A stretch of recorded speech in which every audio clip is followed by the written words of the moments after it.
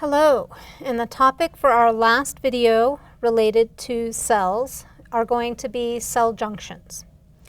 So if you remember when I talked about plant cells, remember I talked about the plasmodesmata as being connections between the plant cells that allow them to communicate and exchange nutrients.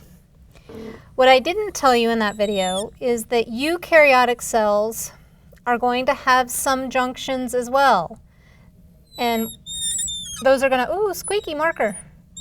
Those are going to have some unique functions within our cell as well. All right. So I'm going to draw a kind of a generic cell up here. I like to call this my Bart Simpson cell. All right. We've got a nucleus. And this particular cell, if you've noticed, I've drawn one side that looks very different from the other. Okay. Because something I haven't talked about pertaining to cells yet is polarity. There are some cells within the body, and you'll hear more about this when you take anatomy and physiology. There are going to be cells that have a directionality to them. A lot of these cells are going to be in places like the respiratory system and the digestive system. All right? But what you're going to have is an apical surface, and that apical surface really is the free end of the cell, okay?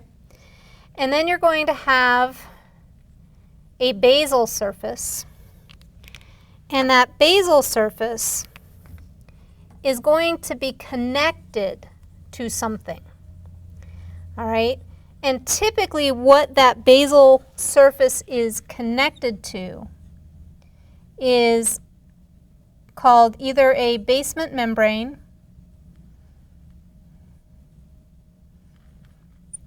or the basal lamina.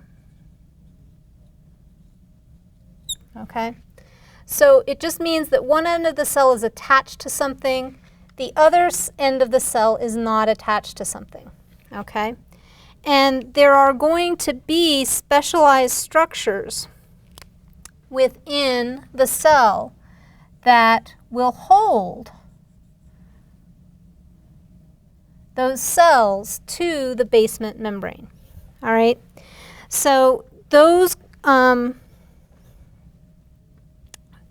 particular anchors are called either Desmos Ohms or Hemi Desmos Ohms. And these that I've drawn here, these technically would be Hemi Desmos Ohms because the Hemi just really means half. The whole Desmos Ohm would hold kind of two cells together like that, okay? Typically the Hemi Desmos Ohms are found on the basal surface. The Desmos Ohms, this side of the cell is referred to as the basolateral side of the cell, okay? So we've got apical, we've got basal, and we've got basolateral, all right? But we've got the Desmos Ohms or Hemi Desmos Ohms, which are going to kind of anchor the cells to the basement membrane or anchor the cells to another cell, all right?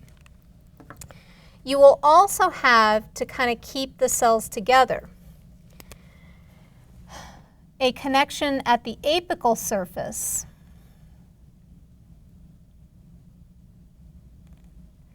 that's referred to as, how can I label this? Let's do this. A tight junction. Because cells that have this apical basal polarity associated with them are very oftentimes found in the digestive system, so in the gut. So you would have food moving through here. You would also have bacteria and other stuff that you don't want getting through to this basement membrane, okay? So you've got a tight junction there, and that tight junction lines up to kind of interlink the cells together to prevent anything from moving in between the two cells. So it doesn't allow fluids or components to move through the cell or around the outside of the cell to get to the basement membrane or the basal lamina. All right. So we've got tight junctions, we've got Desmos Ohms or Hemi-Desmos Ohms. And then the last one, let's use pink. This one is going to be the one that is most equivalent to the plasmodesmata in the plant. And those are going to be gap junctions. So the gap junctions essentially allow the cells to communicate with one another. So the information can come from here, go to this cell, so on and so forth. All right? And you can have it move the other direction too. All right? So those gap junctions are really communication channels.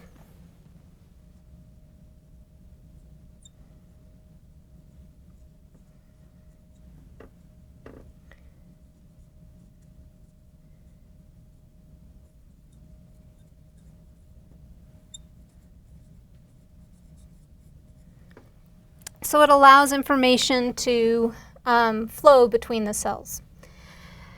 The intestinal cells would be one example where you would have gap junctions. Another great example of a gap junction that you're going to get to with A and P is going to be in the heart. Okay? The heart has a structure known as an intercalated disc. And what that intercalated disc is it's an area that's very rich in gap junctions. And what it does is it connects the heart cells together so that your heart cells all beat at the same time. Because you don't want the muscle cells in your heart to beat at different rates. That wouldn't give a nice rhythm. You need uniform contraction to get that heart to contract. The gap junctions in the intercalated discs in the heart are what allow that. Okay? So gap junctions are important in the cell. Tight junctions are important from preventing fluids from leaking through. And the Desmos Ohms are the example that I've got there of the anchoring type junctions.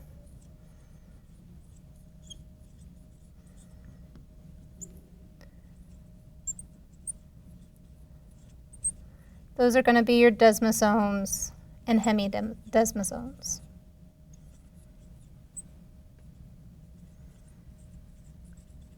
They're going to anchor either the cell to the basement membrane or the basal lamina, or they're going to anchor cells together. So this would be an anchoring junction.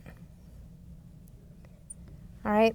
And those are the three types of junctions that we've got that I want you to be aware of associated with animal cells.